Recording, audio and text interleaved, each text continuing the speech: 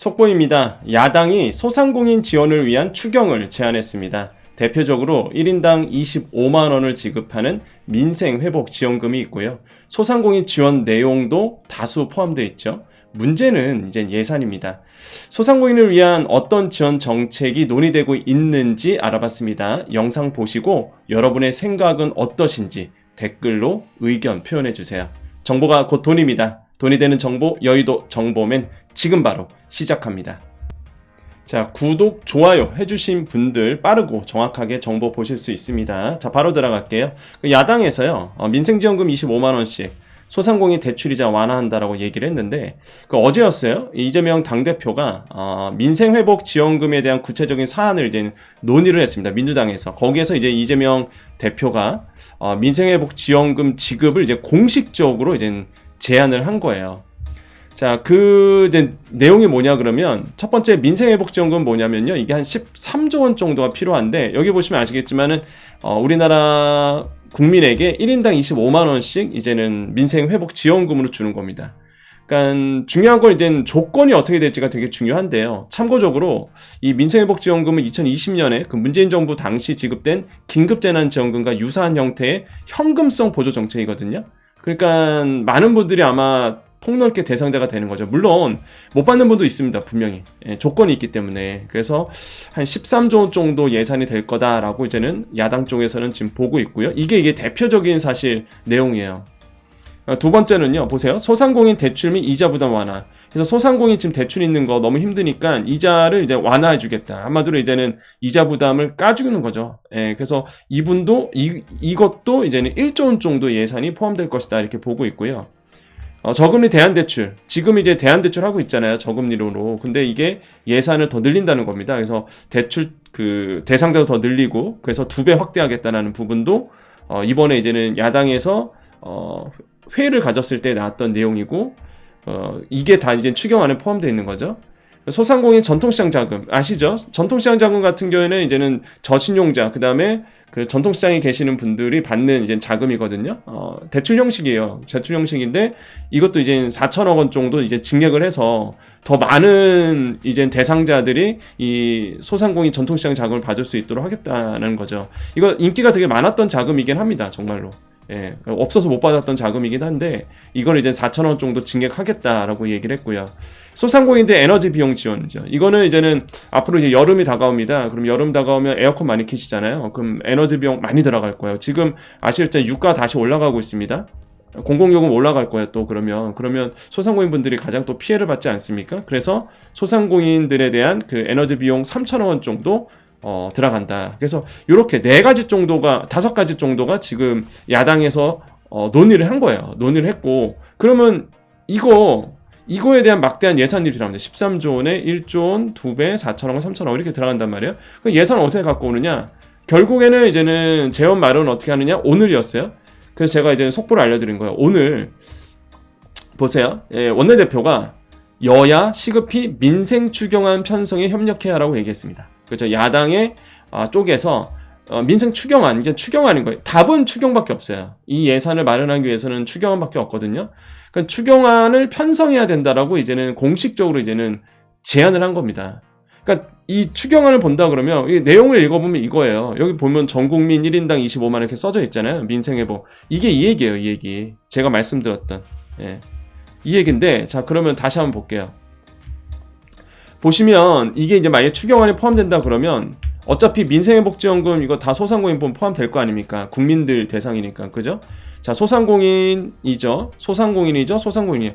결국에는 만약에 추경이 들어간다 그러면 이제 소상공인 추경안이 될 겁니다. 그렇죠. 대출 이자 완화 부담, 전통시장 자금, 에너지 비용이다 보니까.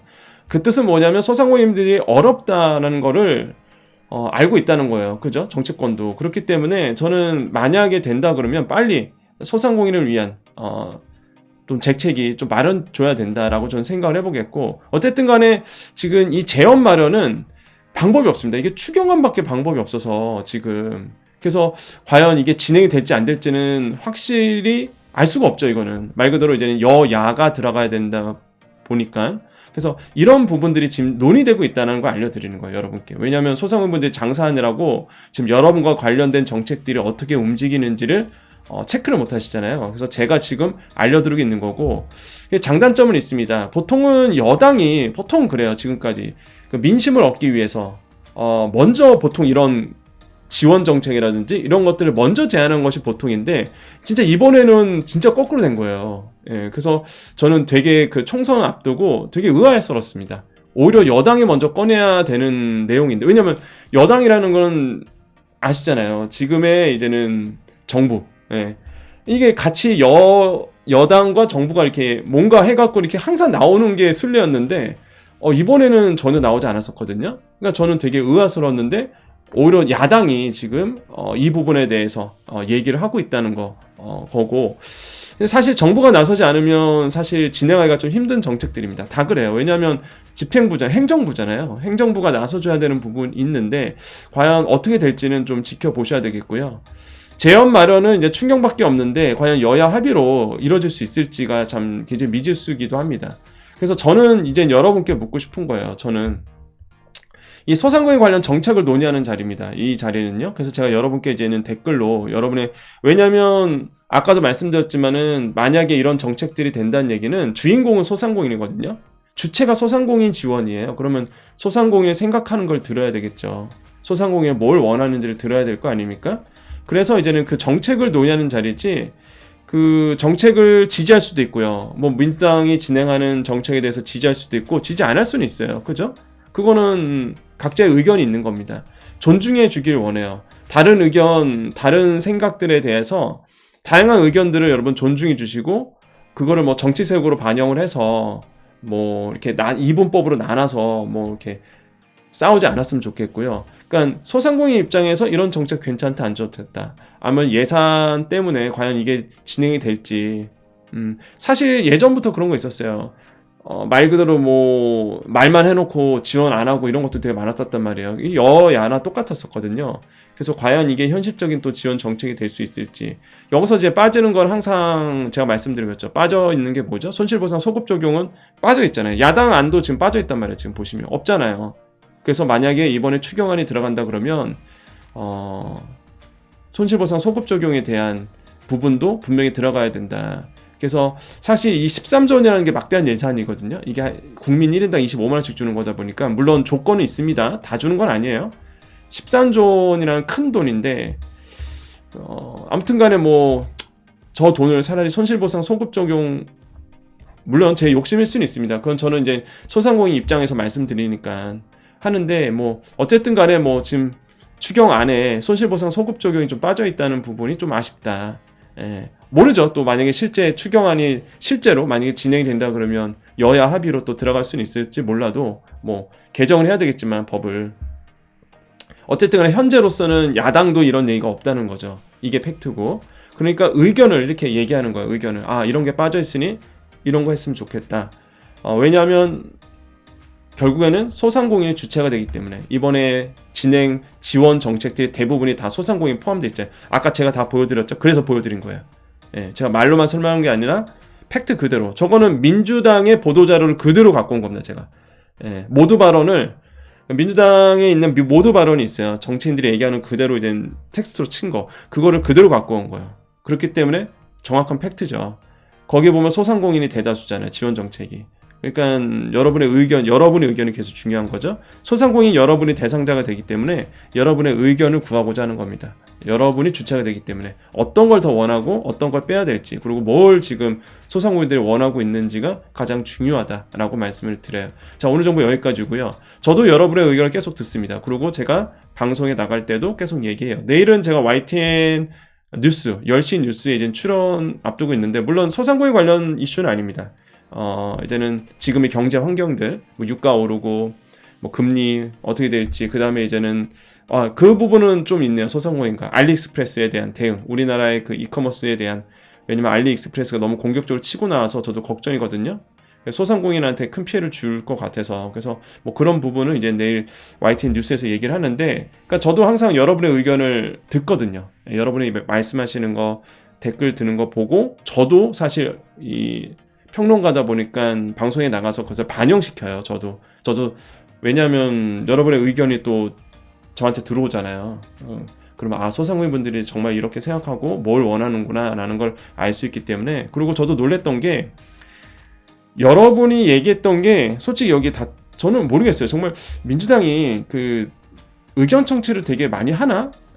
이런 생각이 들 정도로 이거 굉장히 소상공인분들이 그동안 계속적으로 얘기했던 것들이 사실 들어있단 말이에요. 그러니까 저는 놀랬던 게 이거였어요. 이 여당이 먼저 해야 되는 일이었는데 옛날 같았으면 그랬거든요.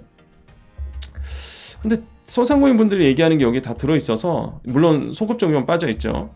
이런 부분도 조금 더 논의돼야 되지 않을까. 소급 적용에 대한 얘기도, 손실보상에 대한 얘기도. 그래서 여러분의 의견을 댓글에다가 여러분 꼭 남겨주십시오. 자, 오늘 정보 여기까지고요. 우리 여정가족님들 남아서 인사하고 마무리 짓겠습니다.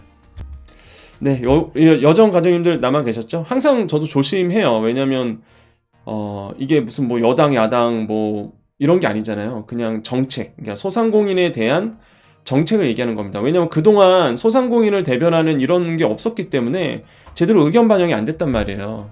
왜냐하면 또 대부분이 소상공인과 관련된 지원 얘기하면 꼭 그러니까 그렇잖아요.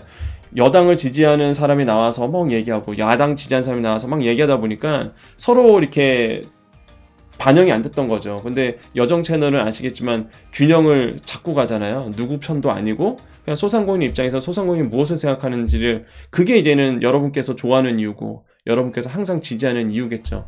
그렇기 때문에 소상공인에 대한 얘기만, 소상공인 정책에 대한, 자영업자 정책에 대한, 소상공인 자영업자 특허 프리랜서 정책에 대한 얘기만 이제 여러분께서 얘기해 주시면 됩니다. 항상 저도 그래 왔으니까요.